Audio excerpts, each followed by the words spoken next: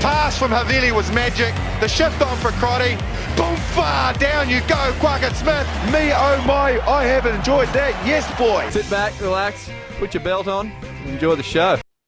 Welcome to the Draft Rugby Show. I'm your host, Cargie, and tonight we are going to take a look at the glorious Pumas' first ever win against the All Blacks on the weekend. History has been made. And whether or not the Wallabies will be up to the task at facing the mighty Pumas this coming weekend. I'm joined by my co-hosts Harry and Nelson. Gents, how are you both? And just how good was that game? And the first question of the pod is going to be, who is your bigger man crush? Pablo Matera or Marcos Crema? Oh, for me, mate, it's Pablo Matera. Crema got through a lot of work. I think he had a couple of penalties and stuff against him, but mate, Pablo Matera. Brain in Marcos Crema's body. Oh, I mean, Pablo's got a pretty good body anyway. It's not too shabs. I'm wearing the Waratahs beanie because it's the closest I've got to the sky blue, the colours of Argentina. Harry's got the flag in the background, so our Waratahs kit will just have to. And I've got a photo of Pablo himself. Look, Nelson with minimal effort, that's fine. It's we'll make up for it. It's if you haven't already and you want to see what we're talking about, you can get after us on YouTube at Draft Rugby. We record this Zoom call, put it up on YouTube, and put up it as a podcast. You can get it wherever you get your podcasts. Please give us a subscribe, a like, a follow, whatever. Harry, what are we doing? It's a Christmas drive. We're trying to try and get some likes, some reviews. Yep. We want to thank every single person out there that did it during the week. Every one of you. I'd list you, but we just don't have time. No, that's it. Craig's, just quick shout out to yourself as well, mate. 80th podcast today. Ooh, huge. Well, with that, thank you for that. It's amazing we've got this far. But with that, let's review the other caps. Harry, you are always leading from the front. 88. So coming up to that big 90th mark. It's going to be exciting when eventually we surpass, the lead Wallabies caps and whatever. But, Craig, does it just mean Harry's got the least life out of all of us? He's always on the pod. Look, we'll choose to take that. It's like similarly how we look at stats. We interpret them how they benefit us the most. So, Nelson, I think that's a great reading. But that does, of course, leave you like the fantasy table on the bottom of the podcasts with 76. So not too far off, but still just, bringing up the rear. So that's all right. Now, look, I'm actually going to take this beanie off. It's like 100 degrees. I can't do it. But let's get into the pod. The game. Argentina 25 at the final whistle, or should I say Nicolas Sanchez 25 defeating the All Blacks 15 at Bankwest Stadium with a huge blockbuster crowd of 9,000 people. Wowzers. And look, for me, I reckon this one had a lot of checker feel about it. A lot of pride and underdog going into that match. And I mean, the fans there, might have been 3,000 Argentinian fans or something. I heard a report, but they were extremely, extremely loud, and as they should be. That was the rest of the Argentinian squad that you're talking about. Yeah. Look, they certainly sounded like your 30,000 Australians. You know what I mean? They certainly know how to get behind their boys. There was a lot of shirts off, so I'm surprised I didn't see you two in the crowd in the budgie smugglers, the Rams budgies. No, it looked like a fun event to be at. And I mean, is there anything better than watching New Zealand lose, particularly for the first time against the team in the flesh? It's not much better than that. Oh, look, mate, I think there's a lot of countries I don't want to see beat New Zealand, but Argentina is one I definitely wanted to see. Yeah, it was a good game. Very good. All right. Well, so this was the Pumas' first game in 402 days. There's been a lot made of the stats. We were just talking before the pod about just how long they've been together and what they've been through to get here. And I'm sure I've read lots of comments. There'll be a movie made about this. But look, you could certainly see in their celebrations just what it meant to them. This was winning their World Cup final. I think we were just reflecting before the game that it's easy. I think it's hard. We certainly give Argentina credit for being a great rugby side, but it's easy to overlook them and not sing their praises. We're just talking about how they've been in the quarters and almost the semis in the last few World Cups. They started beating South Africa more regularly in the last 4 or 5 years. Us a couple of times too. We don't mention that, but us a couple of times. Anyway, so look, 402 days since their last game, which would have been in the World Cup. They've been kind of together, we were saying, for around 3 months, which has kind of included a month quarantine in Uruguay. And then they've been here, we were saying, about 6, 7 weeks, 8 weeks, something like that. Wow, they looked absolutely shredded, a lot of them. They must have just been doing skills drills all day because their skills were well and truly up to it. They were surpassing the All Blacks as far as I was concerned. What did you guys make of it? I think for me, there's, don't get me wrong, one handling error in 80 minutes of footy is exceptional. They really didn't give an inch, but I think their defence won the game. Pablo Matera said it after in his post-match press conference as well. They said they were comfortable without the ball and they really backed their line. And I don't remember, I do now that I think about England belting New Zealand last year, but it was an exceptional defensive performance. And the way they went about it, I thought was awesome. Seeing, 2 men in every single tackle they could, both of them going high, going for dominant hits at every opportunity. Like, if you ever needed more of a way to brag about what physical specimens your team is, putting their All Blacks on their ass almost at every single tackle has to be the best way to possibly do it. They just demolished them. Then they just went, whoever makes the tackle, there's 2 there. You guys can have a crack at the ball or no one does anything in the ruck. We just found out. And there was a couple of moments where I counted 5 New Zealand attackers in the ruck and 0 from Argentina. So they still got more turnovers, yet they had 15 men in the defensive line at every single opportunity. It was just ridiculous. Yeah, they definitely added a chapter to the book that England wrote, I think, in the World Cup last year on how to beat the All Blacks. It was definitely line speed, but they picked and chose when they hit those breakdowns. Each of their locks, big imposing figures, were dominant. They held the opposition up when they had the chance. And Pablo Matera, he was, running freely, picking and choosing when he was hitting those rucks and maws. I think I saw him drift behind 4 or 5 rucks in a row and then pick when he was going to hit it. And he was getting it right most of the time as well. It was pretty brilliant. Yeah, I have to say, and look, I didn't answer myself to who are my man crushing more over, Kremer or Matera.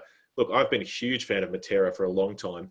And whilst Harry has said in the last few weeks that Kremer has had the supreme back row build, I didn't fully believe him, but this game I'm sold. Kremer was immense. As you said, I think the decisions they were making in terms of just absolutely smashing the All Blacks and then choosing to just go all in on a ruck or just all stay out, it's kind of felt like either they overwhelmed the All Blacks at a ruck where they all chose to go in, or they just didn't go in for any and just kept smashing them until they didn't have the will to keep running the ball. They just literally smashed the will out of them so they had to kick. And Kremer led the way. I think he topped the tackles with 28 tackles. And, I'd love to know how many of those were dominant tackles, but the majority, I feel like. Yeah, 30 of them were. Yeah, it was 2 opportunities. I'm sure he tackled more than one man. Yeah, the efficiency was just so high for them in defence as well. They had 89% of the tackles, which was the same as New Zealand. But as you said, Grags, they were just physically intimidating a lot more. Something that I think seems a bit harsh to talk about when you think of the All Blacks. But at the moment, they don't have those imposing figures that they've had in the past. The Kanos, the Reeds. For me, I think they're massively missing Retallick as well. Yeah. They're going to be confused why he hasn't been there this year with everything that's gone on. But yeah, look, I think it was just an amazing effort from the Pumas. They came out, they were ready to go, and they fired. But it was really well thought out as well. It just New Zealand really still, I think it's been like 4 years now, they still have no clear idea about how to beat a rush defense. I think every single game that they've lost in the last 4 years has been from a rush defense. Clearly, they made Richie Moe and Bowden Barrett 10-15 as their way to play two fly halves, take some pressure off the first man, give them the opportunity to put their short kicks in behind. Don't get me right, it works against Australia when we have no idea what we're doing defensively and have no line speed. But every time a team actually presses up on them, they really, truly have no idea how to beat it. And for me, like Nelson said, I feel like it is just that physicality there on their day. And let's not take anything away from New Zealand. On their day, they're the best team in the world. You can't stop them. But now that they don't have that physical presence, it really does seem like if you can get on top of them in that area, they start to wilt. They really, really do. And I was thinking about, what they need to do to fix this team. Brodie Retallick's obviously, one of the best, if not the best lock in the world. He's an obvious one. But I just come back to the same point I keep saying. Their back row balance is all wrong. Artie Sevilla, Sam Cane.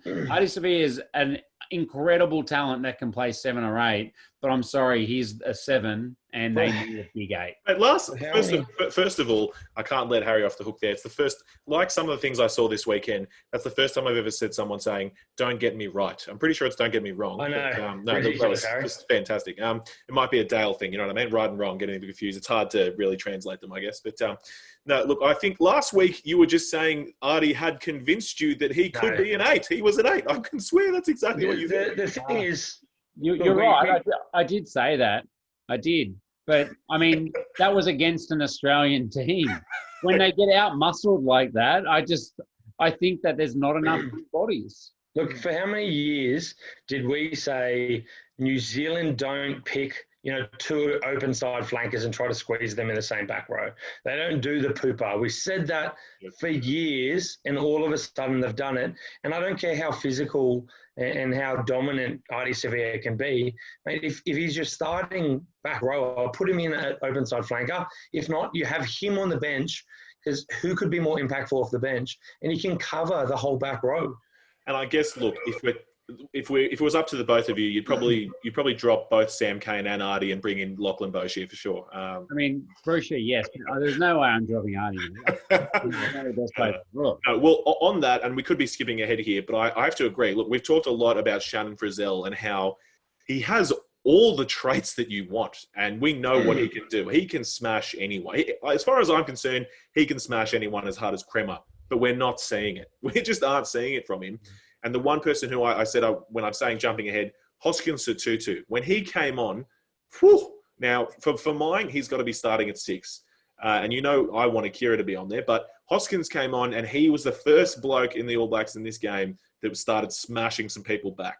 And from a very quick look at the stats, with, I guess, a quarter of the game time, he had, I think, the same amount of carries, run meters, and tackles pretty much as Frizzell. So in a quarter of the time, he was as impactful, basically. I'm not convinced he's a 6. I think he's no. I don't know either.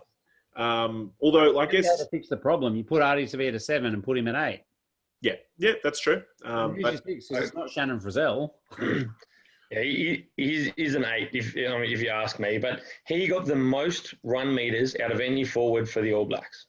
Yeah, he was on for minimal minutes. So what are the other carriers doing at the time in that forward pack? Going backwards, mate, getting hit by Crema. Yeah. I guess, look, a lot of those meters were, I think it was 2 scrums. He came off the back of 2 scrums and went for a good gallop. But Artie is on the back of a scrum all the time, mate, for a longer portion of the game. No, it's true. I'm just saying, I'm still comparing Sotutu to Frizzell. But for me, it wasn't necessarily about the run meters. It was about some of the force. When I saw him come on, I'm talking about the tackles. He really gave it to some people, and that's what they needed. They just need where's their enforcer? I'm not sure why they're picking Frizzell over Sotutu, other than perhaps he's a little more seasoned, perhaps a cooler head. But it's not like Sotutu has done anything particularly stupid ever, really. So I don't know what the deal is there, but I'd be picking him. I don't know who their long-term answer is for 6. I think that's their biggest problem at their moment. That's why there's no balance in that team. They can't settle on a 6, and they're trying to give Frizzell every single chance. But he's just, I mean, he's good for it 1 in 5 or 6 games. And other than that, I don't think he does his job. And you take him against a physical pack like that or against South Africa or England, I don't think he's your guy. I've got an answer for you. Luke Jacobson. Yeah. I think Luke Jacobson is their long-term 6 option. Yeah, I agree. A name who we haven't spoken a lot about. Back. Yeah. All right. Well, look, getting back to the game, I guess we've talked about how Argentina came out with all the intent, the passion, the physicality. We talked about the skills. They just looked like a well-oiled, well-drilled, cohesive machine. They were getting through a lot of phase play. They were actually keeping the pace up very high, and they weren't afraid to go from side to side or keep it in tight. They looked like a team that knew what they were doing at all times. You know what I mean? There wasn't. We've had a lot in the Wallabies the last few weeks, just times where the boys look like they don't know what to do right now. There's always bodies in motion, people moving to get into the next phase.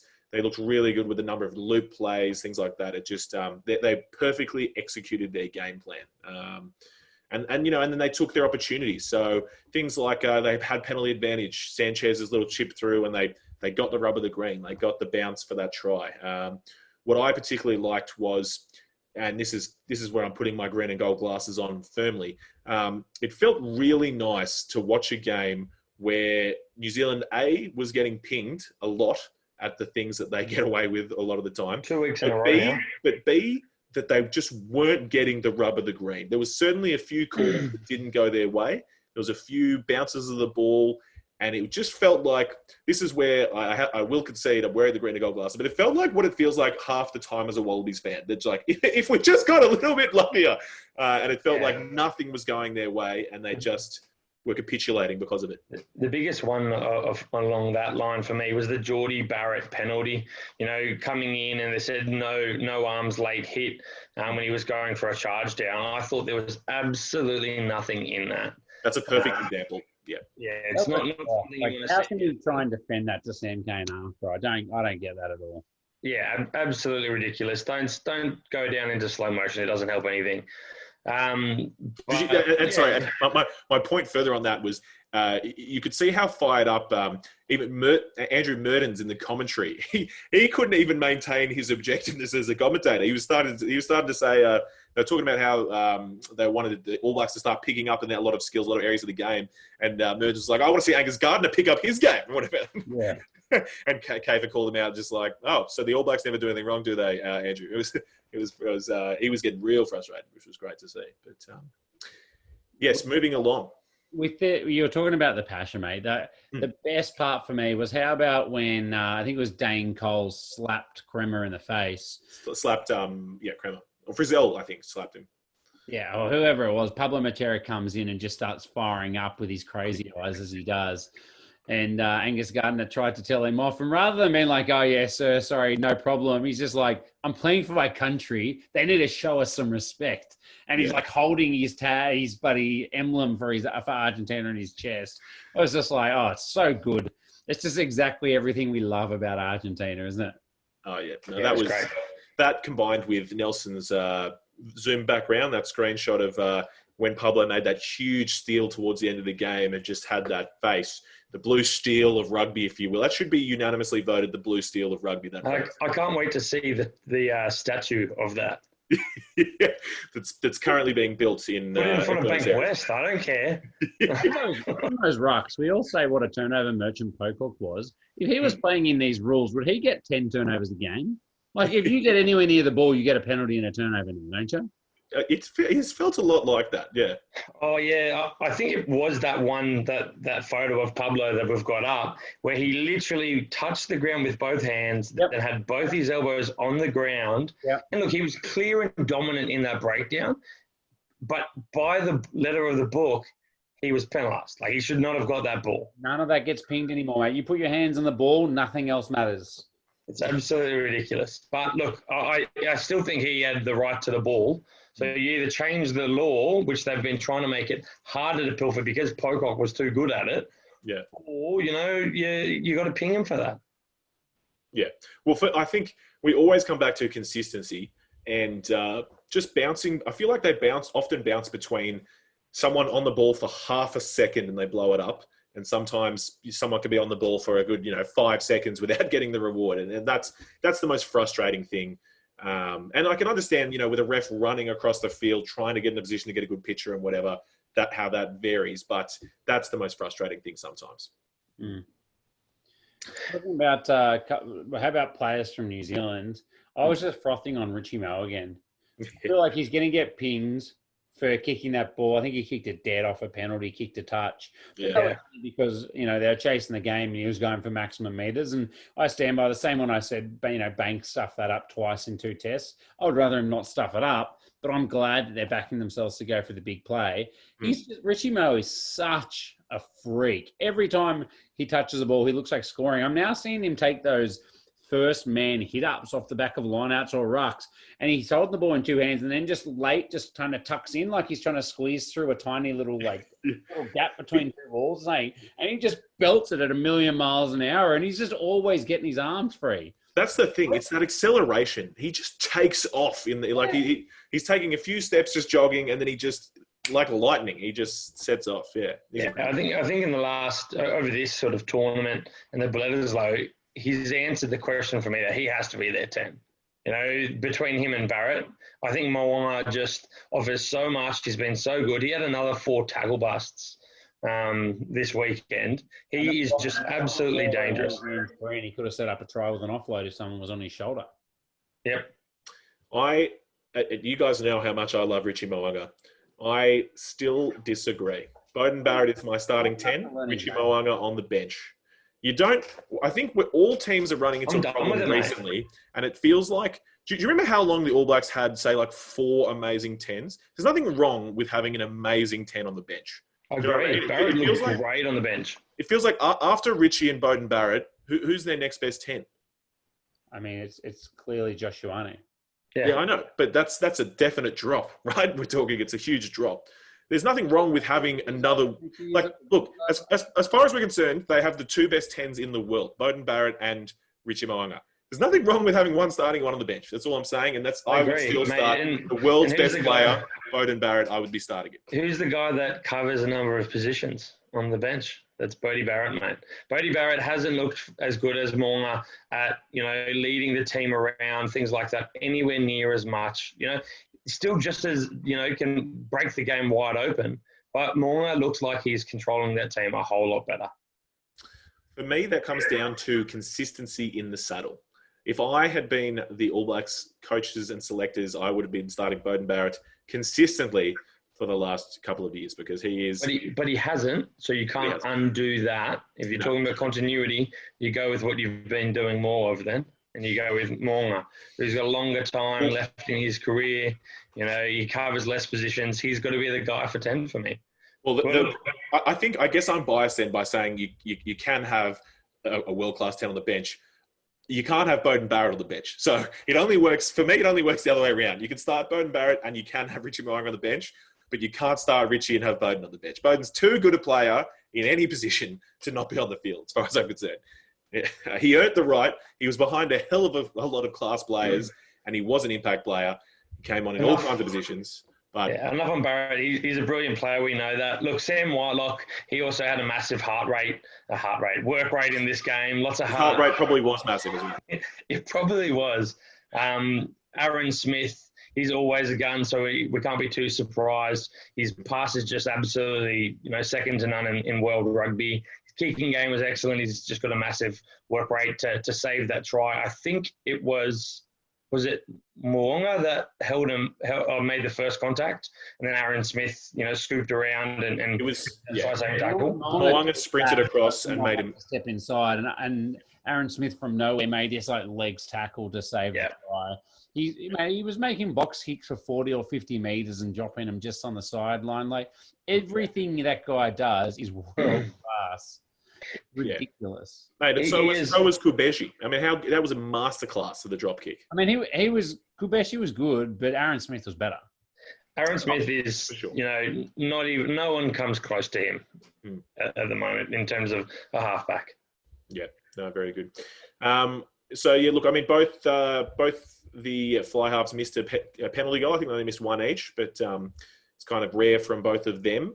Took away a little bit of momentum. And I guess, look, my final point on so the first half ended 16-3. I think the All Blacks, they were again they always look to score points just before the halftime. Or sorry, they always seem to score points just before halftime. And the Argies were lucky to kind of get away. I think they were down in the danger zone. But I just wanted to wrap up in the first half. For mine, and you got to tell me if I'm crazy here. Obviously, luck wasn't going their way. Argentina came out just absolutely fired up. But I also felt like normally you see New Zealand respond, and you see them respond in a couple of ways. But it just felt like, as far as their recent performances, they were a little bit lackluster. It was kind of like I didn't see the desire or like it's like they couldn't lift to the same level that Argentina was. Well, this came back to my next question: was who do you blame? I don't know who to blame. I thought heaps of the All Blacks were really good. That's true. Just in rounding out my point, this is where I think you'll tell me I'm crazy. When you remember how you said a couple of weeks ago you watched the haka, Harry, and you said that you could feel from that haka that we were in trouble. I watched the haka and it felt a pretty lackluster haka. Now, this is where I don't know if I'm crazy. I didn't get that same feeling. Maybe it's because they kept cutting to the camera of Pablo Matera's death stare versus the haka, which is basically its own haka, really. But I don't know. I just felt like they didn't come out as up for this game. I feel like they came out thinking they're going to win this game. They're like, we've never lost. We're going to win this game. Whatever. And that also, it was just then a snowballing effect of the pressure Argentina was mounting, some luck not going their way, whatever. But did you guys get that vibe of them not being up for it? Look, it's a hard one. I don't think New Zealand's ever not up for it. I think they just couldn't react to what was happening. It's the same as in game one when Australia came out and put that pressure on early. I just think there's something where they don't have this ability to adapt to that pressure anymore. When the going gets tough, they don't seem to have all the answers, which they've had in the past. Maybe it's leadership. I don't know. I mean, in terms of coaching, I don't think they've changed too much in their squad, like in terms of how they play. For me, it sounds critical, but it's leadership. Like I think that's really better. I agree with you, Cargie, but when they're not up for it, like their players were still great in a lot of ways. They still had huge work rates. Like seeing the work that some did was awesome. Yeah. But the difference every single time they've lost or drawn is that they don't come out with that fire to just dominate. When they smoked Australia in the second and third Bledisloe, they knew what was on the line, and Australia never, ever got a sniff. So you can argue that the other way and say Australia weren't up for it. They were, they weren't accurate. But that's BS because everything was on the line for Australia coming back into Australia, and we never even had a tiny bit of a look in. New Zealand, as soon as there's not that same kind of, I guess, huge balls to the wall kind of feeling, at the moment that physicality drops a notch and they don't have the men just to kind of roll over teams in that department anymore. That's to me it. Yeah, but I mean, on that, I think that's very similar to my point.